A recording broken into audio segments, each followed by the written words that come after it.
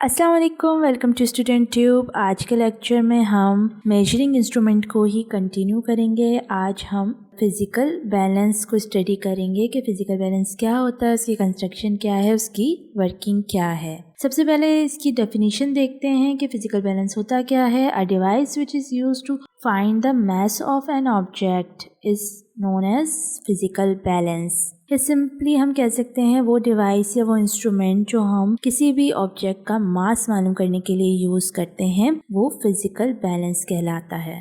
ठीक है, इसके बाद इसकी कंस्ट्रक्शन देखें तो इसमें जो है सबसे पहले एक हॉरिजॉन्टल बीम होता है जिसके जो है दोनों साइड्स पे भी पॉइंटेड एजेस होते हैं और शार्प एजेस होते हैं और सेंटर में भी एक पॉइंटेड एज होता है। ठीक है, क्या होता है इसके दोनों साइड्स पे जो पॉइंटेड नाइफ्ड एजेस हैं उनके ऊपर जो है दोनों साइड्स पर एक स्टिरअप की मदद से जो है वो दो पेन्स सस्पेंडेड होते हैं या हैंग्ड होते हैं। ठीक है, दोनों तरफ बीम के सेंटर में जो है वो एक पिलर भी मौजूद होता है। इसके अलावा नीचे जो है वो स्केल मौजूद होता है, पॉइंटर स्केल के सामने आ रहा होता है। ठीक है, इसके अलावा प्लम लाइन होती है। प्लम लाइन का काम क्या होता है कि पॉइंटर को सपोर्ट करता है। इसके अलावा मैंने आपको भी बताया दोनों साइड पे क्या होते हैं, पेन्स मौजूद होते हैं। ये सिमिलर होते हैं, लाइक इनमें कोई डिफरेंस नहीं होता, मतलब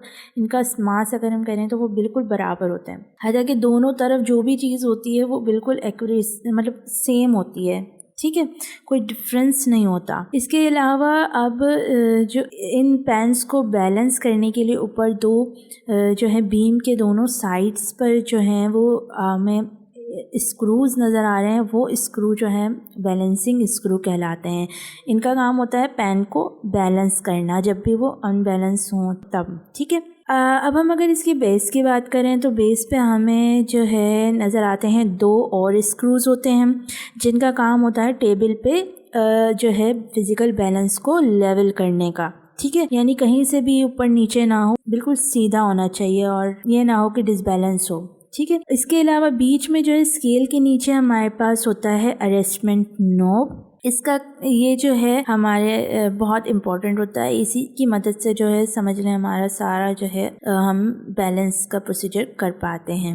नाउ अब फिज़िकल बैलेंस की वर्किंग देखते हैं।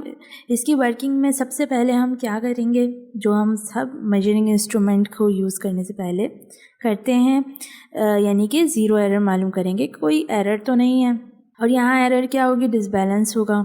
ये बैलेंस में नहीं है तो इट्स मीन वहाँ पे एरर है। ओके, तो किस तरह से करते हैं, ये जो एडजस्टमेंट नोब है ना, इसको हम टर्न करते हैं या हम इसको घुमाते हैं तो क्या होता है, बीम जो है वो ऊपर की तरफ उठता है। जब बीम ऊपर की तरफ उठता है तो जो आपके पास पेन्स हैं वो फ्रीली मूव करते हैं। अब क्या देखना होता है, जब हमने नोब को ऊपर कर दिया, मतलब नोब को टर्न कर दिया तो बीम ऊपर चला गया। अब हम पॉइंटर जो सेंटर में है ना उसको देखते हैं कि आया कि पॉइंटर जो है वो स्केल पर भी सेंटर में आ रहा है या नहीं। सेंटर में क्या होता है, ज़ीरो होता है। ठीक है, पॉइंटर को अगर उस ज़ीरो पे आ रहा है तो इट्स मीन कि आपके पास कोई एरर नहीं है, दोनों बैलेंस है। हमारा जो फिज़िकल बैलेंस है वो बिल्कुल एक्यूरेट है, यानी सही है, इसमें कोई एरर नहीं है। लेकिन अगर वो इधर या मतलब ज़ीरो के लेफ़्ट या राइट पे जाता है, इट्स मीन कि वहाँ पे कोई ना कोई एरर मौजूद है। तो सबसे पहले अब हमें जब कभी मास मालूम करना होता है तो हम जो है मास को हम जिस चीज़ का मास हम मालूम कर रहे होते हैं, लाइक जो हम ऑब्जेक्ट ले रहे हैं उसको हम लेफ़्ट पेन पे रखते हैं हमेशा, और स्टैंडर्ड मासेस जो होते हैं वो हमारे पास राइट पेन पे होते हैं।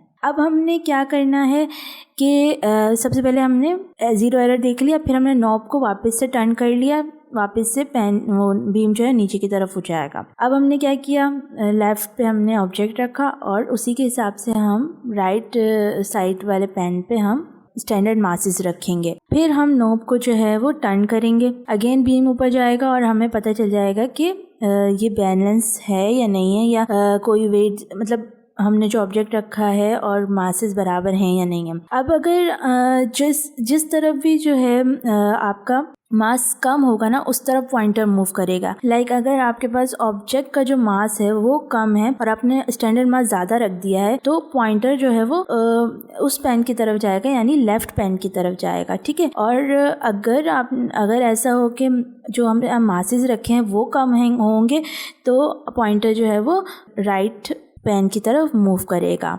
तो हम जो स्टैंडर्ड मासेस हैं अगर कम या ज़्यादा हैं तो हम उसको एडजस्ट करके हम वहाँ पे उसको बैलेंस कर लेंगे। इस तरह से हमें मास ऑफ द ऑब्जेक्ट मालूम हो जाएगा। आई होप कि आपको आज का लेक्चर समझ में आ गया होगा। अगर इससे रिलेटेड कोई भी क्वेश्चन हो तो आप कमेंट बॉक्स में पूछ सकते हैं। वीडियो अगर आपको अच्छी लगी हो तो लाइक एंड कमेंट ज़रूर कीजिएगा। एंड अगर आप इस चैनल पे न्यू हैं तो सब्सक्राइब कीजिए इस चैनल को और बेल आइकन दबाना मत भूलिएगा। अल्लाह हाफिज़।